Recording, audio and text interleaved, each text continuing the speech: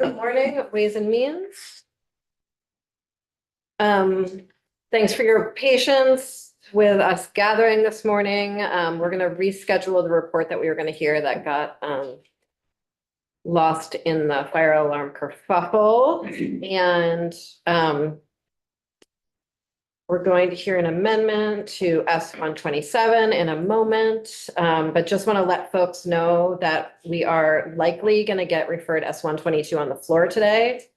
And would like folks to really come back right after the floor, even if the floor goes on the later side, to work on that. It's also possible we won't get that referred today, in which case that won't happen. And then we're going to do 124, ideally before the floor tomorrow morning. And so like really starting promptly at 9 tomorrow morning, because we want to keep both of those moving so that we can finish the session. Is that it for housekeeping? I think it is. Okay. With that, Representative Sibilia, we do have to join us. Folks, the amendment is posted on our committee page. Good morning. So this amendment is being proposed on behalf of members of the Rural Caucus. And first I want to start, and it's being proposed to the amendment offered by Representative Kimball, Granning, et cetera. So first, I want to start by saying on behalf of the Rural Caucus, thank you for the changes in that amendment to location criteria and removing the chipboard. Both of those are really meaningful and appreciated. There were a lot of challenges that the Rural Caucus found with the original Ways and Means amendment and had discussion about.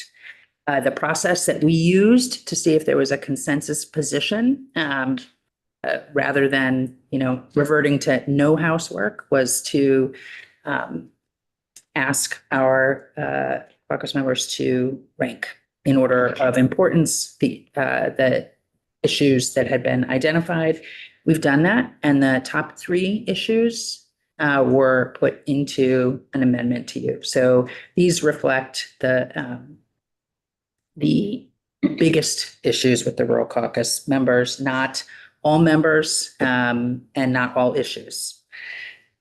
So we are proposing 5 instances of amendment, but effectively for 3 items. The first is to expand improvements to include electricity infrastructure.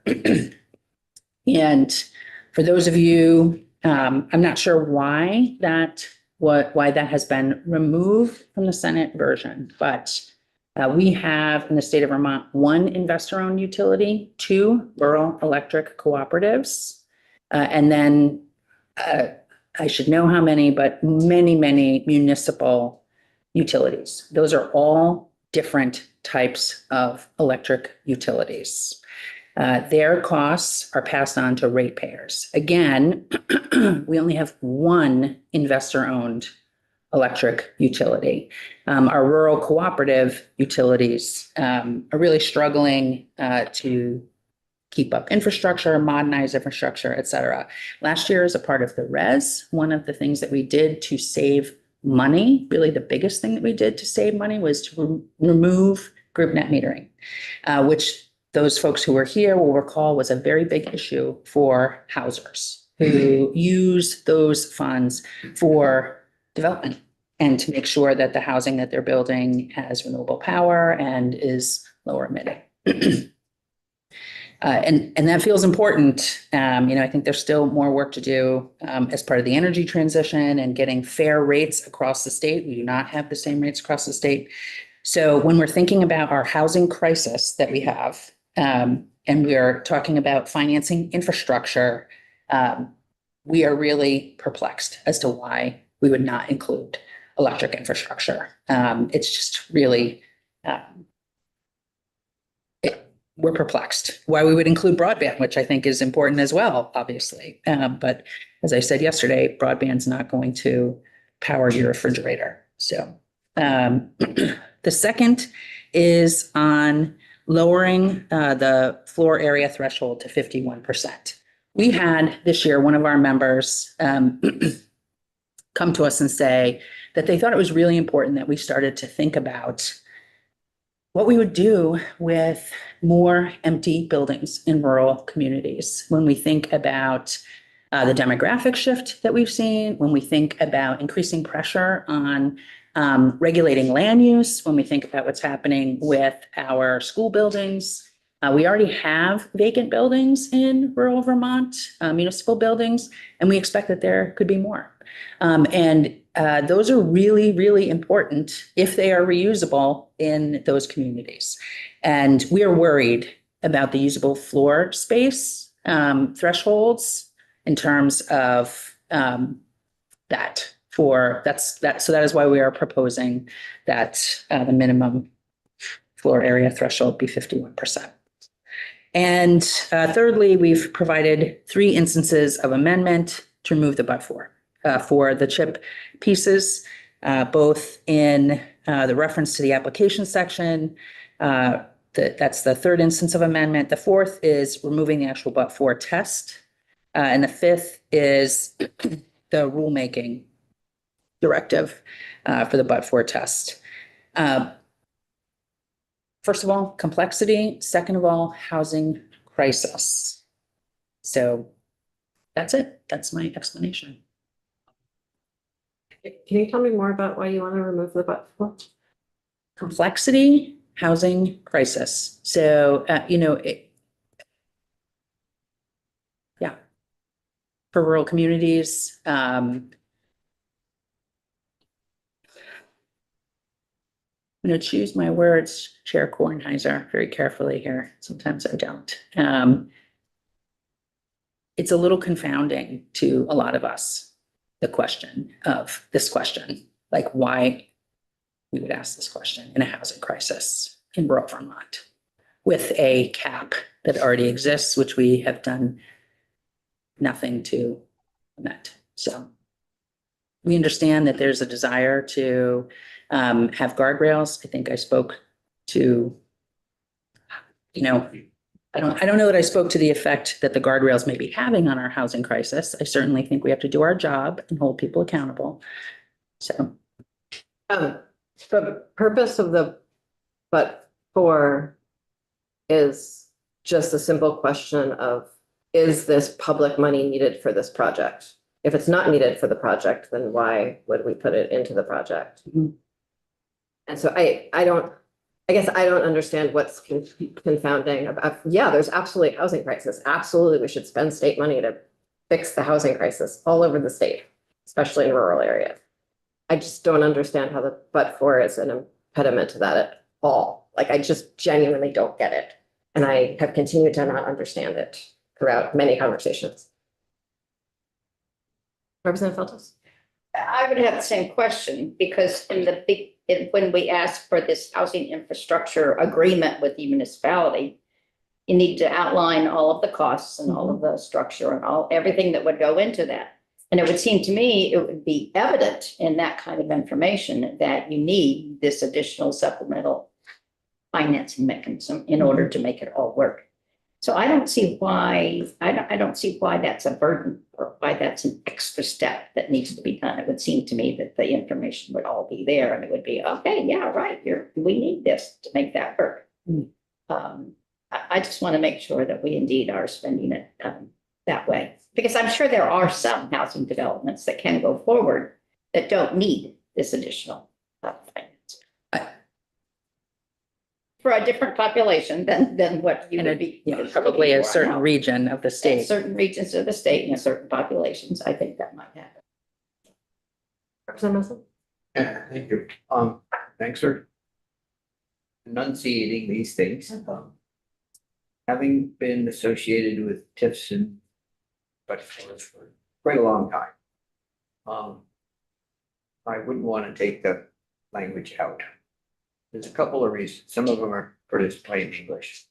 As I said to some people, I think one advantage of working through the exercise of writing up an answer to but-for is simply to get all one's ducks in a row. And I think if nothing else, it but for impels applicants to do just that, to get all the ducks in a row and clearly articulate why they want to do what they want to do. And also in plain English, that exercise, I think, separates the wheat from the chaff. Some applications aren't so hot, you know, and others are well presented, and they should be rewarded for that by saying you've met these tests.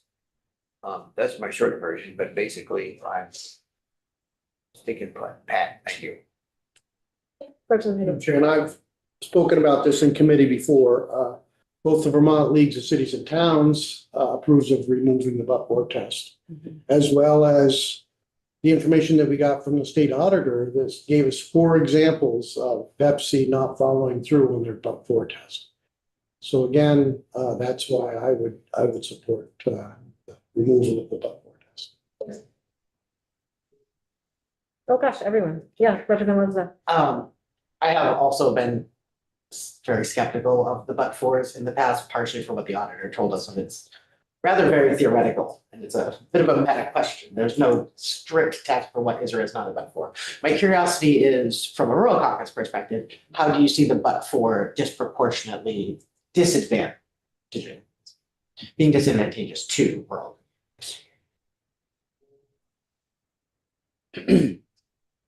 I would say in this case, rural communities is a very expansive language here. I mean, I think the fact that we have this housing crisis is attributable to a number of factors, including some of our own policy choices. And so how do I see it disproportionately?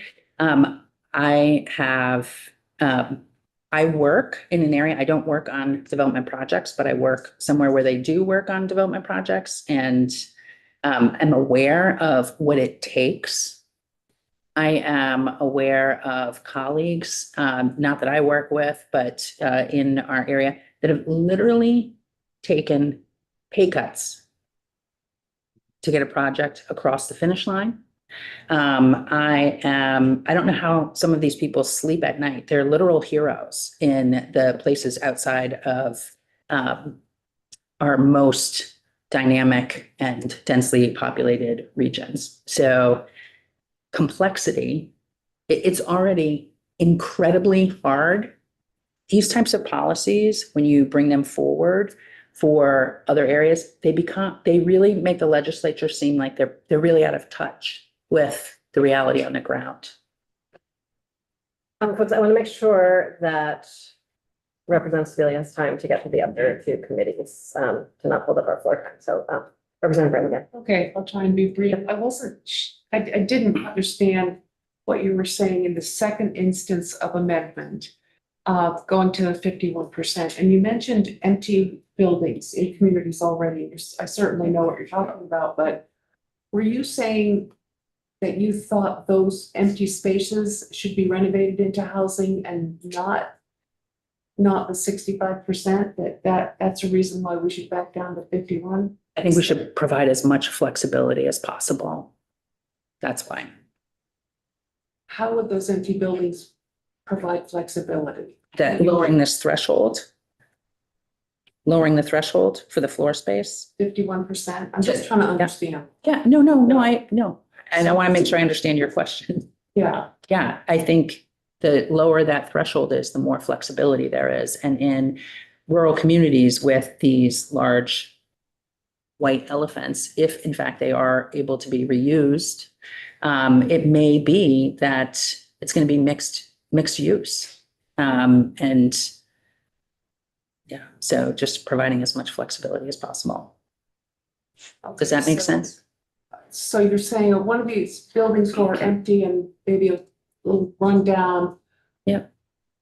Redone, not building new property, but putting in the new infrastructure that CHIP would allow. Mhm. And building them not just to be housing, but also something else in the other 49%. Yeah, right now in Wilmington, there is an old high school that's been renovated as a community space. There's a large gym that is used. There's a bunch of office space.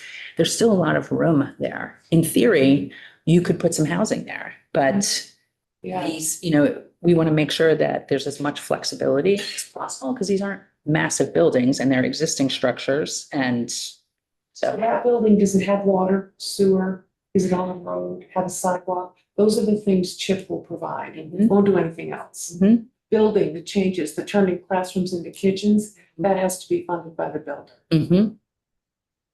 Right. So in that instance, yes, it does, but in other buildings, it may not. So, Representative Holcomb, did you have a question? I agree. I've heard a lot from a lot of small towns around the complexity and the challenge, and we've heard from a lot of the developers that part of the challenge around building your capital stack is that you have to have so many layers to get there. And I just keep coming back to, why not ask for, if we're gonna spend 20 cents out of the ed fund, mhm. or 20 million. Yeah. Why not just reduce the general fund transfer, Yeah. pull it off a more progressive base? Yeah. And do a grant program, because you would have those grants there tomorrow. You wouldn't be doing this complicated, complex, bureaucratic stuff that people don't have the time to deal with. You'd be thickening the layers and Yeah. not narrowing the layers and putting more of them in. I mean, it feels, this whole approach is just burdensome to you. Yeah, I mean, conceptually, that's not what happens. We grow the grand list and then reduce the amount of growth over time.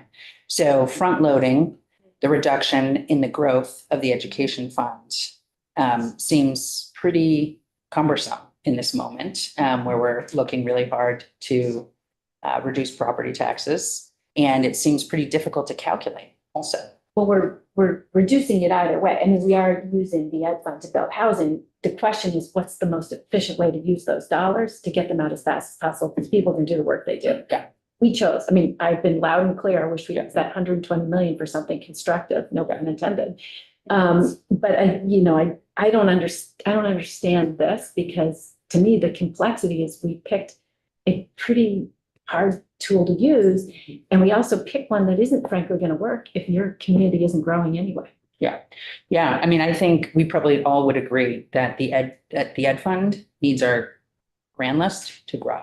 And our grand lists are not going to grow, and the values in our communities are not going to improve if we don't add housing, if we don't address a number of things, including modernizing our infrastructure, hardening our infrastructure, improving our education system, making sure that we have sustainable healthcare. So no silver bullets, right, Representative Kimball? But this fundamentally is growing the education fund. It is not taking money out of the education fund. It is slowing the return of that growth into the education fund. And so I understand and appreciate your passion on the education fund, which I share.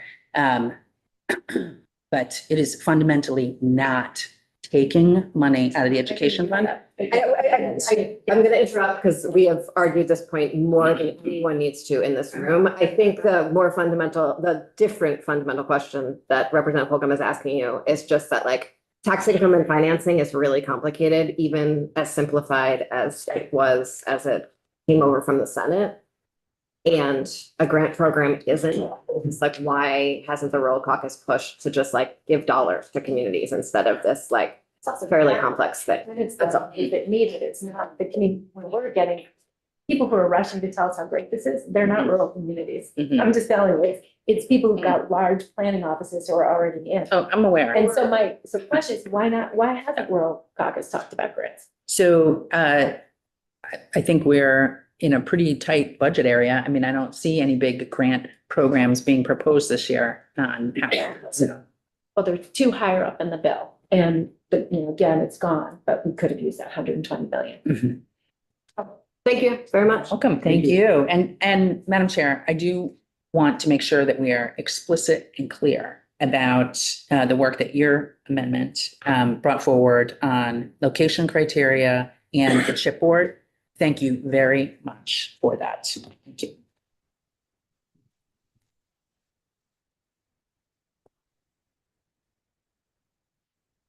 We don't need motions for shuffles, so I appreciate the gesture. Thank you very much. I feel like we've all discussed all of these issues 12 ways to Sunday, but if anyone wants to say any final words, you're more than welcome to. Okay. If, You gonna call the roll, or are we just gonna do straw poll with hands? why, like, final questions, what's paralyzing? The reason I ask is if No, I we're gonna, appreciate that. if we're gonna Yeah. do. Let's, I think we can just do Well, hands. Okay, And the motion is to find the amendment unfavorable. So all those in favor of finding the motion unfavorable, please raise your hand. We see your hand, Carol. Thank you. All those in favor of finding the amendment favorable. Thank you.